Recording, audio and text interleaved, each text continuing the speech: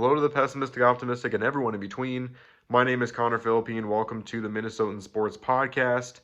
And I apologize for the stripped down setup. Usually I have my whole lights, camera, everything like that.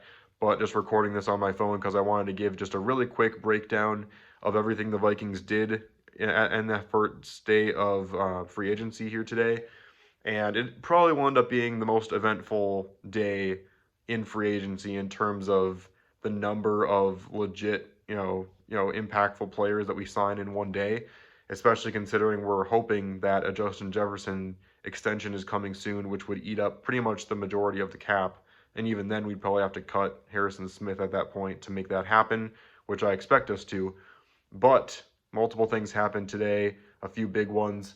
The first one being we now officially know that there will no longer be a Kirk Chains era here in Minnesota. Kirk Cousins left, and when I first heard that he left, I was like, I already knew it was the best decision because I knew he was going to ask for too much, that the Vikings were not going to be able to give him, and that it would set us back multiple years if we went for it. And then I saw the contract that the Falcons gave him. And I looked and I said, there is no way a 4-year, $180 million contract with $100 million of it guaranteed. So basically, the whole first 2 years are fully guaranteed. And I saw that and I laughed because I was a big Kirk Cousins apologist in the last couple of years. I definitely thought people were giving him not nearly as much credit as he deserved because a lot of people were calling him this crappy quarterback that could never win in the big moments. I thought he was a top 10 QB who was much more clutch than people gave him credit for, but it still wasn't enough to put us over that next level. And when you're paying a QB that much money, he has to make up for multiple big positions that you now no longer can sign because you gave him that money. And Kirk simply did not make up for that. And so it was the right decision. But a 4-year deal to a almost 36-year-old QB who was coming off of an Achilles tear is a lot. And granted, I am interested to see what happens here because Kirk Cousins has a decent defense, but more importantly now, he has a top 5 offensive line in the league, which is something he never had with the Vikings. In fact, I don't know if he ever even had a top 15 offensive line in the league with us.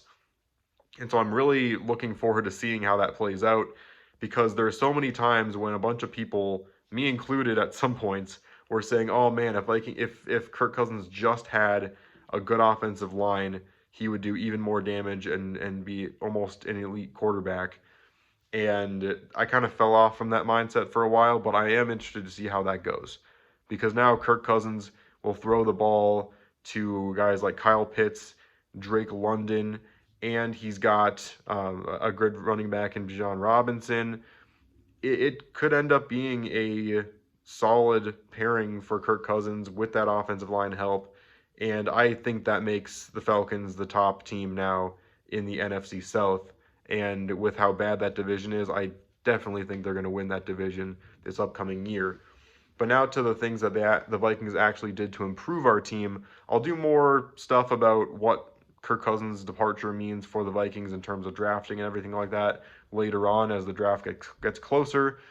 But it does mean that we are looking for as many longer-term deals as possible. The biggest one that hurt was Christian Wilkins did not sign with us. That being said, it was a lot of money. I don't have the specific number memorized right now, but he got a long-term deal, which is what I was hoping the Vikings would give him, but it was a lot of money. So I understand us not being able to do that. And also, people forget these people are human beings. Like everyone in the comments was like, oh man, the Vikings couldn't fork over the money. The Vikings were actively trying to get him. Sometimes a player just decides he wants to go to a different team, and people forget that they're human beings that can make decisions on where they actually want to sign. And it's not just about having the highest total. But we lost out on him. That one kind of sucked. Multiple other players that I was hoping we would get. But this first one, Jonathan Greenard, You probably know Vistaprint for business cards. I'm sorry. But did you? Stupid. I'm going to turn the volume down. No one cares about Vistaprint. But Greenard is kind of one of those players where he kind of had a very slow ramp up, and then this last year he really shot up. He's only 26 years old, and he had 12 and a half sacks last year. There was, I think, Pro Football Focus even had him at 14, but Danielle Hunter coming off a 16 and a half sack season, so did better last season, but he's going to be commanding a much bigger payday. And I just don't know if the increase in production that we'd get from Danielle Hunter compared to Greenard is worth it, especially considering Greenard could only go up from here most likely. So he might even be better next season. Danielle Hunter might plateau, which it's still a very good plateau to stay at that many sacks in a season.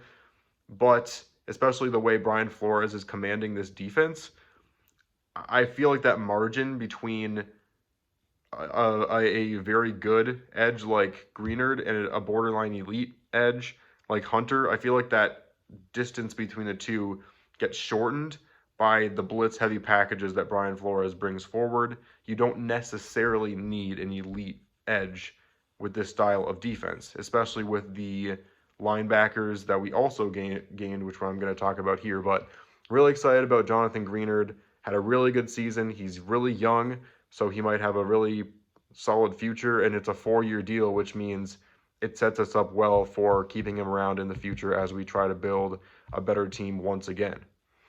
And then also coming here is Blake Cashman. He signed a 3-year deal, $25 million, so that's a little more than $8 million per year.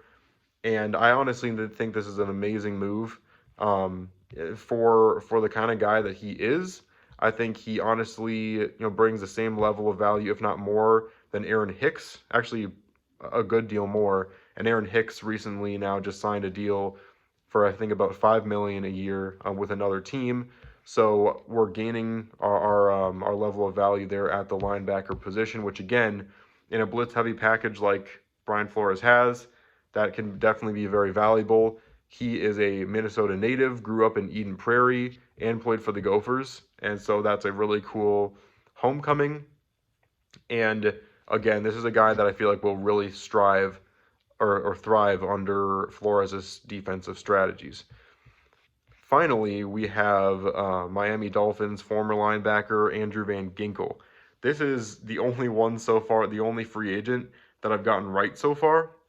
Where I said that we would sign Van Ginkel in my previous video talking about the off-season preview. I thought that this would be a fantastic addition for us, considering, it's one of those guys where he's a jack of all trades, almost to the point where when I made my previous video, I accidentally called him a defensive end once because I forgot that sometimes he does not rush and he plays back at linebacker the majority of the time. And I think the rest of the time throughout the video I called him a linebacker, but I forgot it one time because he really can do it all. And the way he stepped up when Bradley Chubb got hurt and a lot of the edge rushers as well for Miami got hurt, he stepped up in all those different positions. And he's that Swiss Army knife that I think will do great things here for this defense.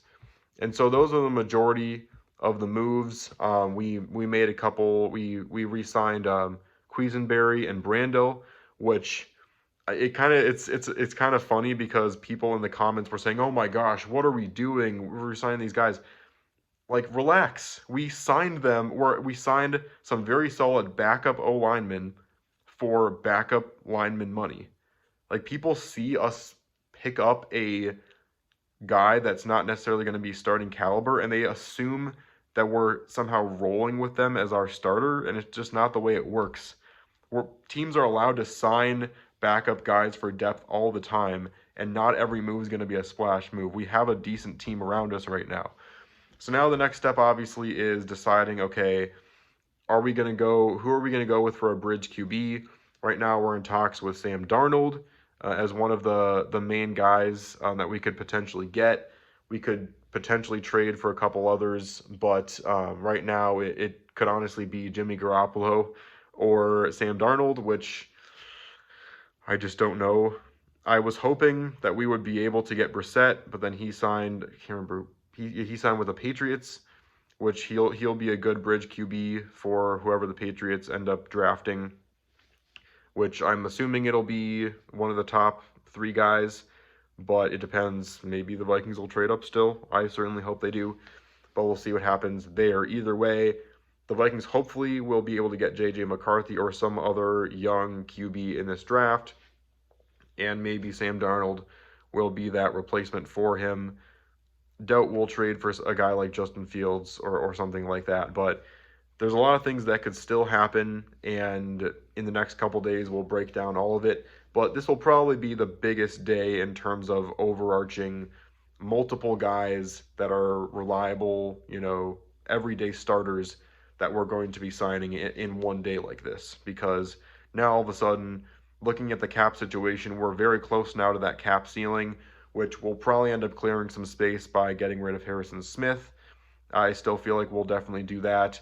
And hopefully we'll clear enough space where we can start with that JJ extension. And again, we can always push money back a year or two in order to stay under the cap this year and keep Jefferson happy, because it seems like we're going to have to give him guaranteed money anyway. So if we give him guaranteed money, I don't think he really cares which way it gets pushed. So a lot of things still to happen. I will keep you updated on all of it, and make sure you put whatever your thoughts are in the comments about what you think we did here today, whether you think it's a good or bad move, or what you think we'll do in the next few days or in the next few weeks and then months, because people forget the off season really gets crazy in these next few days, but it really goes on all the way up until the draft and through the draft into the start of training camp. So thanks so much for watching this video.